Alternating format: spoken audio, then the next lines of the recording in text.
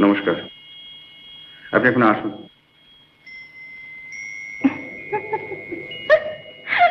আবার কি হলো? আচ্ছা, আপনি এত প্রেমের দৃশ্য করেন, এত নায়িকার সঙ্গে এত ছবিতে, কিন্তু আপনার বাড়িতে একজন অচেনা মেয়ে এলে তো নার্ভাস হয়ে পড়েন কেন? নার্ভাস?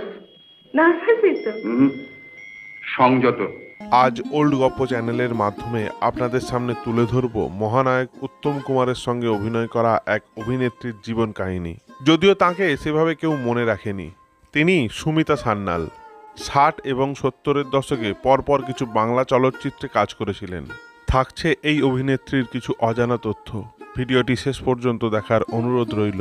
আর আপনি যদি এই চ্যানেলে নতুন হয়ে থাকেন তাহলে দয়া করে চ্যানেলটি সাবস্ক্রাইব করে দিন। তিনি 1945 সালের 9 আগস্ট ব্রিটিশ ভারতের বেঙ্গল প্রেসিডেন্সির দার্জিলিংয়ে জন্মগ্রহণ করেন। তার পিতা ছিলেন গিরিজা গোলকুন্ডা সান্যাল। তার পূর্বের নাম ছিল মঞ্জুলা সান্যাল। সিনেমা জগতে এসে নাম পরিবর্তন হয়ে হয় সুমিতা সান্যাল।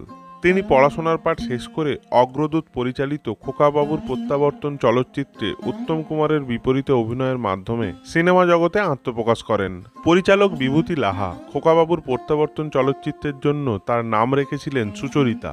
বিখ্যাত অভিনেত্রী লীলা দেশাই সুমিতার খুব পরিচিত ছিলেন। লীলা তাকে অগ্রদূতের সাথে পরিচয় করিয়ে দিয়েছিলেন।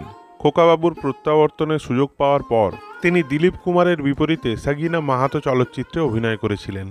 পরিচালক তরুণ মজুমদারের কুহেলি ছবিতে বিশ্বজিৎ সন্ধ্যা রায়ের পাশাপাশি প্রধান চরিত্রে অভিনয় করেছিলেন তিনি বেশ কয়েকটি হিন্দি ছবিতেও অভিনয় করেছেন, যার মধ্যে সবচেয়ে উল্লেখযোগ্য ছিল 1970 সালের আনন্দ।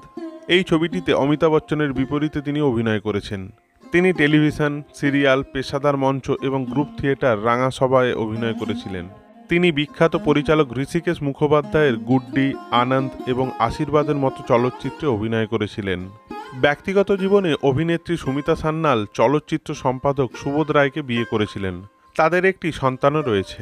সুমিতা সান্যাল অভিনীত চলচ্চিত্রগুলি হল দেওয়া নেওয়া, নায়ক, কুহেলি, 3 ভুবনের পারে, নতুন জীবন, আনন্দ, গুড্ডি প্রভৃতি উল্লেখযোগ্য। উত্তম কুমার তনুজা অভিনীত দেওয়া নেওয়া চলচ্চিত্রে তনুজা অর্থাৎ সুচরিতার বন্ধুর চরিত্রে অভিনয় করে দারুণ সাফল্য পেয়েছিল সুমিতা সান্যাল। এছাড়াও নতুন জীবন চলচ্চিত্রে অনিল চট্টোপাধ্যায়ের বিপরীতে দারুণ অভিনয় করে সিনেমাপ্রেমী মানুষের মন জয় করেছিলেন।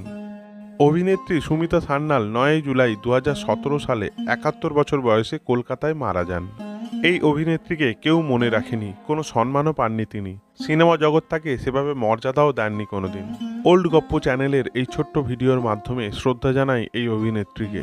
আজকের ভিডিও এই পর্যন্তই। ভিডিওটি ভালো লেগে থাকলে চ্যানেলটি অবশ্যই সাবস্ক্রাইব করে পাশে থাকবেন। ধন্যবাদ।